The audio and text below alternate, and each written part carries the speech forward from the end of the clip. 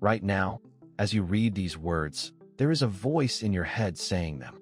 You can hear it. It sounds like you. It has your accent, your tone, that slightly judgmental little edge it gets when you are tired. It is narrating this exact sentence to you at this exact moment. And here is the strange part. You never asked for it. You never installed it. It just showed up one day when you were small, started talking, and never once shut up since. This is the story of the voice in your head, where it came from, why it exists, why some people do not have one at all, and why, for most of human history, people were absolutely convinced that voice was not them talking, but the gods. It is one of the weirdest, most personal features of being human, and almost nobody ever stops to ask where it came from. So let us actually ask, where did the voice come from? And is it really you? Start with a simple fact that sounds obvious until you sit with it for a second. You talk to yourself, constantly, not out loud, hopefully, or this is a very different kind of video, but inside. Psychologists call it inner speech, and when they actually measured how often it happens, the numbers were staggering. A researcher named Charles Fernyhough, who has spent his entire career chasing this voice, estimates that a huge chunk of your waking life is spent silently narrating, arguing, rehearsing, and muttering to yourself in a language only you can hear. You plan tomorrow's conversations. You replay yesterday's arguments and finally deliver the perfect comeback about 8 hours too late. You stand in front of the fridge and think, in full sentences, what do I even want? There is a running commentary inside your skull, and it never really stops. Even now, it is probably saying something about this video. But here is the first genuinely weird thing. You were not born with it. A baby does not lie in its crib silently narrating its own existence, thinking, and here we are again, another day of not being able to hold my own head up. The voice is not standard equipment. It has to be installed. And the story of how it gets installed is one of the strangest things science has ever uncovered about the human mind, because it turns out the voice in your head did not start on the inside at all. It started in the air, out loud, in the mouths of the people around you. To see how, we have to go back about 100 years to a brilliant Soviet psychologist named Lev Vygotsky. Vygotsky was watching young children, and he noticed something every parent has seen but nobody had really thought about. Little kids talk to themselves, out loud, constantly. A 4-year-old building a tower of blocks will narrate the entire operation to no one. Put it here. No, too big. Careful, careful, it is going to fall. They are not talking to you. They are talking to themselves, out loud, as a way of steering their own behavior. And Vygotsky realized this was not just cute. It was the single most important thing happening in that child's mind. Because here is what he figured out. First, the child hears other people talk. A parent says, careful, that is hot, do not touch. That instruction lives out in the world, in someone else's voice. Then, a little later, the child starts saying it themselves, out loud, copying the parent, narrating their own actions. Careful, hot. And then, gradually, over the next few years, something remarkable happens. That out loud self-talk gets quieter and quieter. It shrinks to a mumble, then a whisper, then it slips beneath the surface entirely and disappears inside. It does not go away. It goes internal. The voice that was once your mother, out loud, in the room, warning you about the stove, becomes your own inner voice, silent, in your head, warning you about 100 stoves for the rest of your life. Your inner monologue is, quite literally, other people's voices that you swallowed and made your own. You are, in a very real sense, having a conversation with the ghosts of everyone who ever raised you.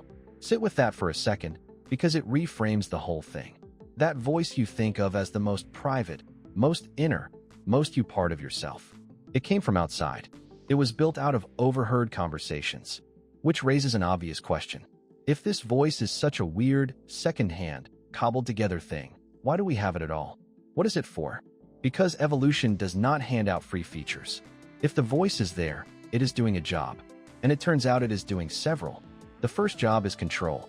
That little kid saying careful, careful to itself, is doing something profound. It is using words to manage its own behavior, to stop itself, to focus, to push through something hard. You do the exact same thing as an adult, you have just gotten quiet about it. When you are lifting something heavy and you think, come on, you got this. When you are furious in a meeting and a calm inner voice says, Do not say it. Do not say it. Do not say it. That is the voice acting as the brakes and the steering wheel of your own mind.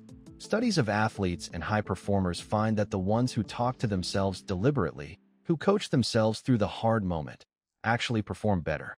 The voice is a tool, and used well, it is one of the most powerful tools you own. The second job is memory. There is a system in your brain that a psychologist named Alan Baddeley called the phonological loop, and it is basically a little voice recorder in your head.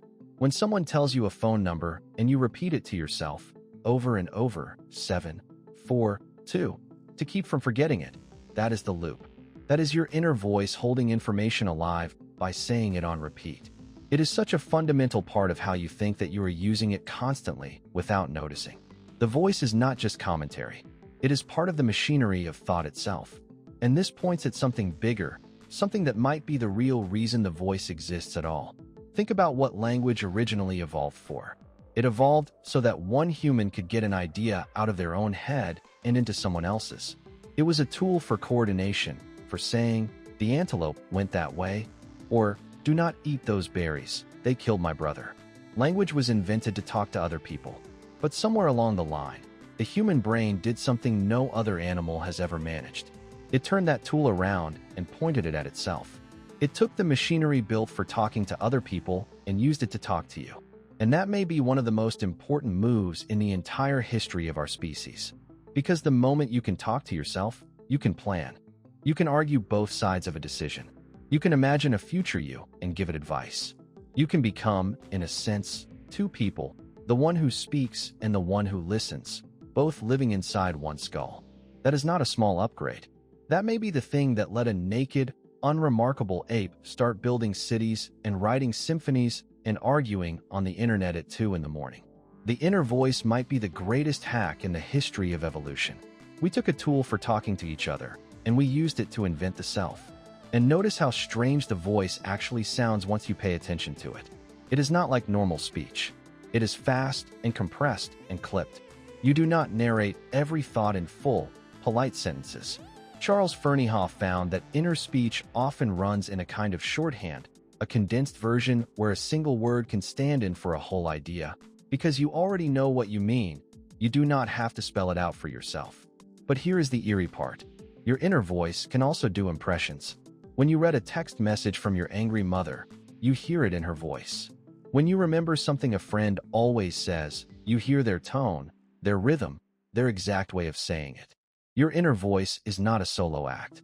It is a whole cast of characters, everyone you have ever known, living in there, ready to speak up. Which makes sense if the whole thing was built out of other people's voices in the first place. So the voice controls you and helps you think. Great. Useful.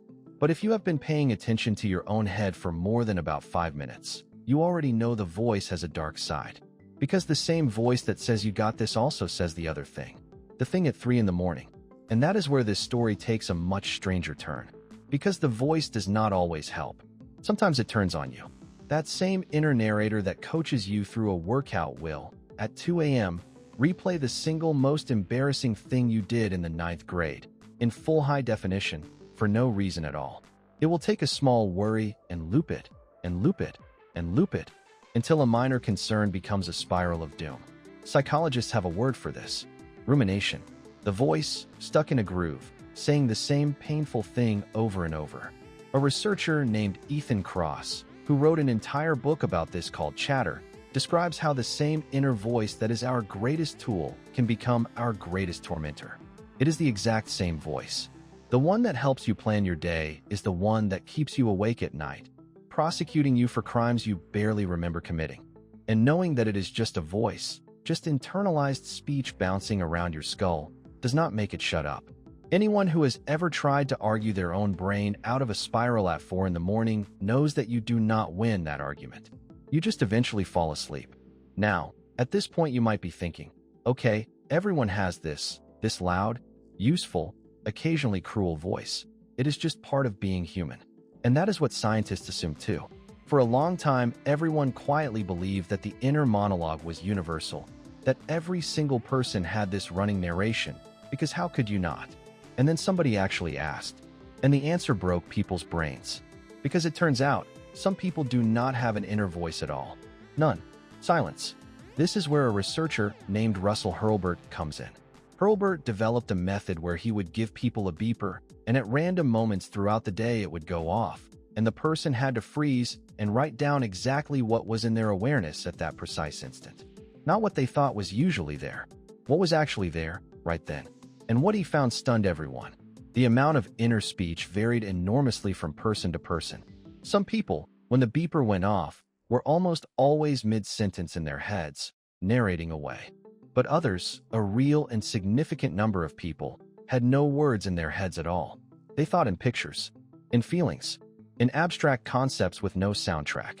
In 2024, researchers even gave this a name, anendophasia, the condition of having little or no inner speech.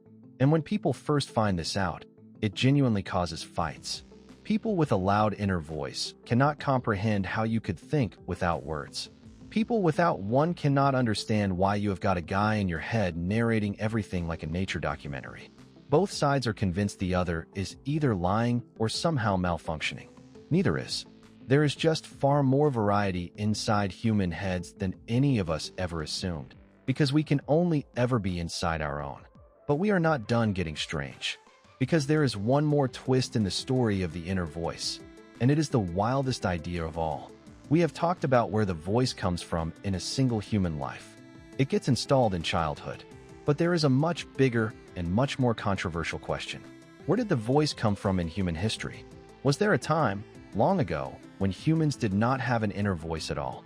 And when it first appeared, did we even recognize it as our own? In 1976, a Princeton psychologist named Julian Jaynes published a book with one of the most audacious ideas in the history of psychology. Jaynes argued that as recently as 3,000 years ago, humans were not conscious the way we are now. He looked at the oldest text humanity has, things like the earliest layers of the Iliad, and he noticed something odd. The characters do not seem to think for themselves the way we do.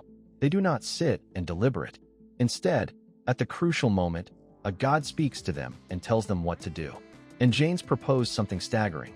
What if those gods were the inner voice?